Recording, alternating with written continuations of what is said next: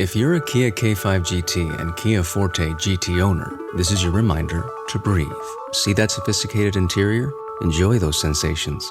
And now, imagine how you look from the outside and that speed that only a Kia GT sedan can give you. Sorry, I can't help but get excited.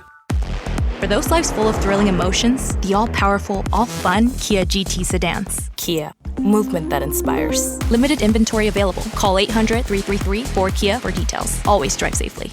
Lucky Land Casino, asking people, what's the weirdest place you've gotten lucky? Lucky? In line at the deli, I guess? Aha, in my dentist's office.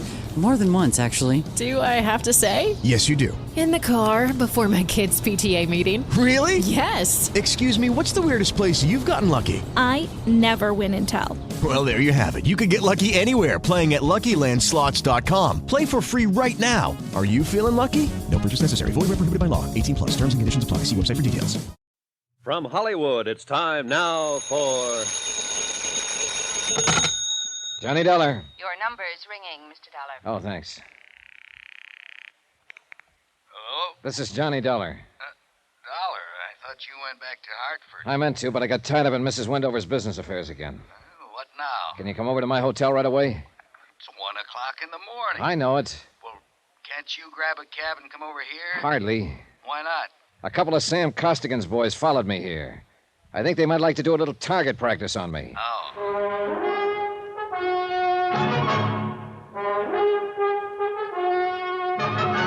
Tonight, and every weekday night, Bob Bailey in the transcribed adventures of the man with the action-packed expense account, America's fabulous freelance insurance investigator. Yours truly, Johnny Dollar.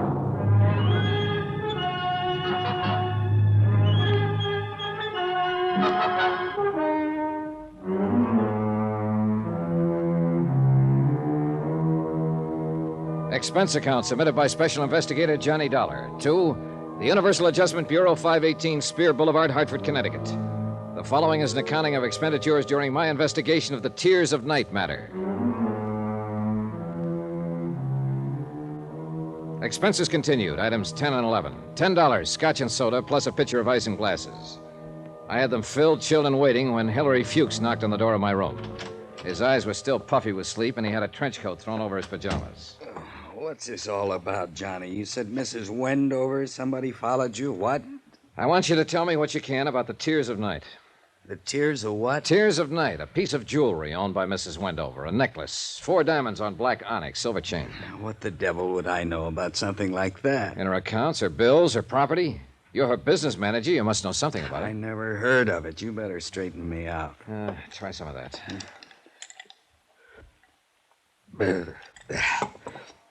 This is all too fast for me. Okay, I'll bring you up to date. I came here day before yesterday to investigate Mrs. Wendover's claim as beneficiary of the death of her husband. She forgot to file it for 2 years. Now, you explained why. I bought that. It's a legitimate claim. But I didn't buy her story about being cursed, or I didn't buy your idea that she was on the verge of blowing her top. No, I'm not so sure. I'm just along for the ride. Well, you left me in your office last night. A little while after you left, a man named Frank Scanlon came in and stuck a gun at me and said Sam Costigan wanted to see me. Costigan, the gambler? The same. Scanlon thought I was you. He took me over to Costigan's place. What's this got to do with insurance? Nothing. But it has something to do with Mrs. Wendover. Costigan had a necklace, the Tears of Night there. He said Mrs. Wendover left it as a pawn a week or so ago. Oh? He told me Mrs. Wendover called up and threatened to come out with policemen unless Costigan returned it. And as long as I was there, Costigan asked me to take it to her. I went over to her place, and what do you know? She was wearing the Tears of Night. I don't get this. Well, have another drink. Neither do I. By the time I got there to her apartment, Mrs. Wendover hardly remembered my name or that we'd met in your office. She was waiting for her boyfriend to show up. Incidentally, his name's Teddy Davis. Is he after her money or what?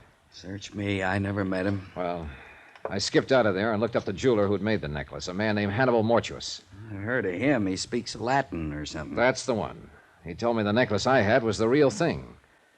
Now, I want you to tell me who made up the one Mrs. Wendover was wearing. I don't know anything about it. Well, it had to be made up sometime within the last week, and you've been handling her business affairs. I don't know a thing about it, Johnny. All right, come here. Take a look. Do you know anything about those 2 birds outside there? No.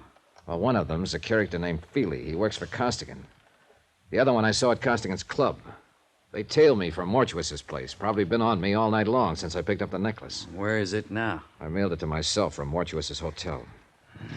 Those two out there, you better call the police if you think they're after you. Oh, nothing I could tell the police that would hold them up half a second. Mainly, I wanted to ask you about all this before I went on with it. What do you mean, go on with it? Go back to Mrs. Wendover, to Costigan, find out what's real and what isn't real? This isn't your line of duty. Why? Oh, I've been thinking about that. I don't know why. Maybe it's Mrs. Wendover. Those eyes of hers and that talk about the curse. I got a feeling she needs help in this matter. Somehow she needs help. What can I do, Johnny? Go to bed. I'll let you know what happens. Now, where's your car? In the parking lot back of the hotel. Give me the keys. I'll use that. Hey. Make yourself at home, Mr. Fuchs. Go to bed here. Oh. Yeah? Every now and then, walk over and look out that window and have a drink. They'll think it's me, and that's a good thought for them to have. Okay, what else? Well, if they start for the lobby, call downstairs and have them send up the houseman and get the police. I don't think they will, but remember that. Well, why would they want... still think I've got that piece of jewelry on me. We shook up another drink, and I borrowed Fuchs's trench coat and left. I found his green Chevy without too much trouble, since there weren't too many cars out in the lot that time of morning. I looked at my watch, and it said 2:35. I drove around front past the two hoodlums, still keeping up their silent vigil, and found a street that looked familiar. 20 minutes later, I was in the parking lot beside Elise Wendover's apartment building. It was still dark, still foggy, and too late I found out too crowded. Somehow, the pair of hoodlums were waiting for me after all. Hey, this is him, Feely. Got a match, Dollar? Toby asked you if you got a match. He's a dummy, Toby. Don't answer. Got a match, Dollar? What'd I tell you? He's a dummy boy. You don't look like no dummy boy. You're nearsighted. Take your hands off. He's a dummy, all right, ain't you, Dollar? See, Toby? I told him about you being nearsighted, and he wouldn't answer. He don't talk. Go on, smart boy. Tell Toby how sorry you are about him being nearsighted. Talk. I heard you talk before. Told you he was a dummy.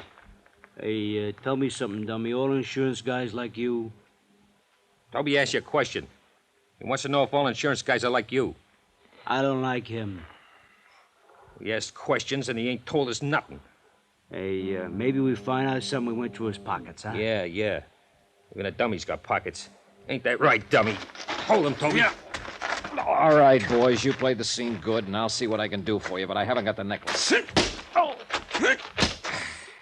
Hey, he talks. Yeah, you make him talk again, Toby. Now, don't make him talk too much. We know if the stuff ain't on him, it's in his room. We can pick it up anytime. That's it. Easy, Toby, easy. Oh, he talks real nice, Feely, but he don't say much. Hey, you think maybe he's tough? Could be. No, I wasn't.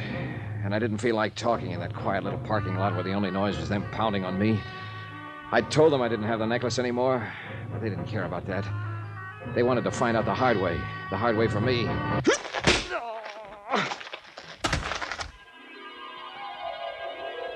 I remember trying to wake up a couple of times. I dreamed I was driving along in a big Cadillac. Frank Scanlon was on one side of me, Sam Costigan on the other. Hannibal Mortuous was in the front seat.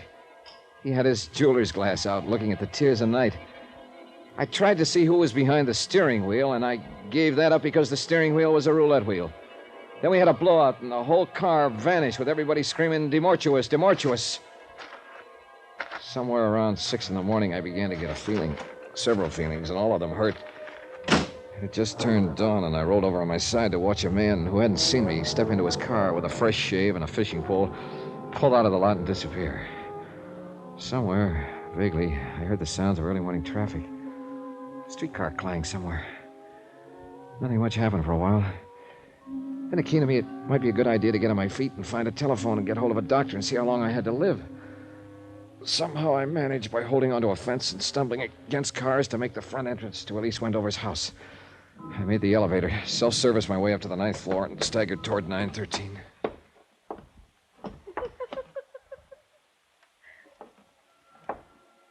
I would have been better off in the parking lot.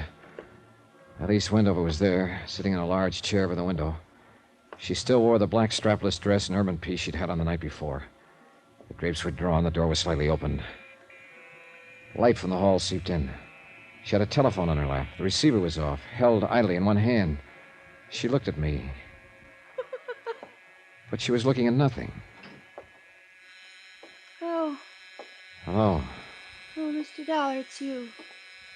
You've been in an accident. You're hurt. I don't think you'll need this. Oh. Well then, Mr. Dollar. Well then. I suppose you've met some people tonight who know a great deal about me. A gambler? A jeweler? Did they tell you about Teddy Davis? He's really a dear, Mr. Dollar. Quite the nicest boy I've met since Noah died on the boat. Noah and I had so many things together, Mr. Dollar. I do think he enjoyed being alive with me. I mean, I cried when Noah died. I really did. I cried like a little baby. Of course, I cried when I heard my brother was killed in Korea and when Daddy died in his office with a heart attack. I shouldn't really cry anymore. I mean, after all, I am cursed. I told you that. Yes, I told you I didn't believe it. There's no such thing. But there is, you'll see. Mrs. Wendover. No, I have Teddy. He's really a dear. I do think he will be a very prominent artist someday. He paints. You know? Teddy asked me to marry him tonight. That's nice. You marry him. And Teddy isn't interested in my money. Could you believe that? What is my... I can't seem to get my tongue adjusted to my mouth. Did that ever happen to you, Mr. Dollar? Yes, sometimes. Perhaps I should see a correctionist. I'm glad you came by again, Mr. Dollar. I told you once that sometimes it means an awfully lot to speak to someone. Mr. Costigan. Mr. What? What about Mr. Costigan? Later. I know it must be strange to you, but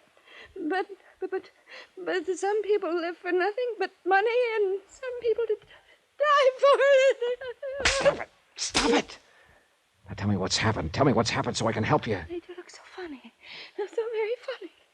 I've seen them count money so often and so much money, and I really believe that is honestly all they live for, only.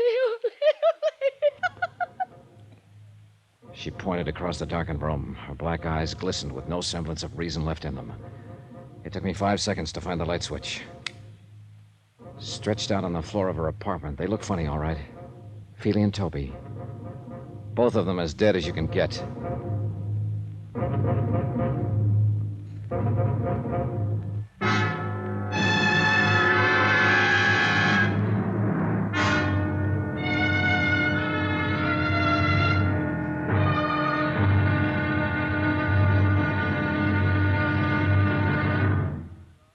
Now, here's our star to tell you about tomorrow's final intriguing episode of this week's story. Tomorrow, the tears of night come home. Join us, won't you? Yours truly, Johnny Dollar.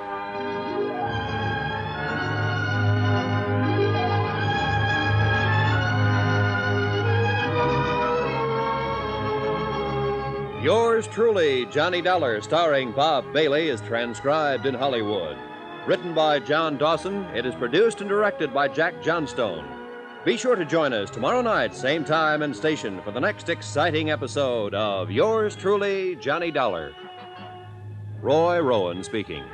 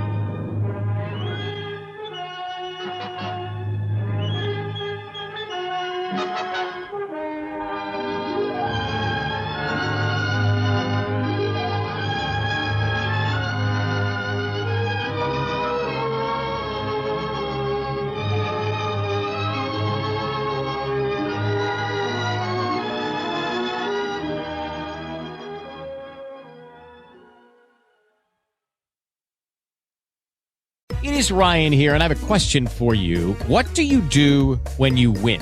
Like, are you a fist pumper, a woohooer, a hand clapper, a high fiver? I kind of like the high five, but if you want to hone in on those winning moves, check out Chumba Casino. At ChumbaCasino.com, choose from hundreds of social casino-style games for your chance to redeem serious cash prizes. There are new game releases weekly, plus free daily bonuses, so don't wait. Start having the most fun ever at ChumbaCasino.com. No purchase necessary. VGW. Void where prohibited by law. See terms and conditions. 18+.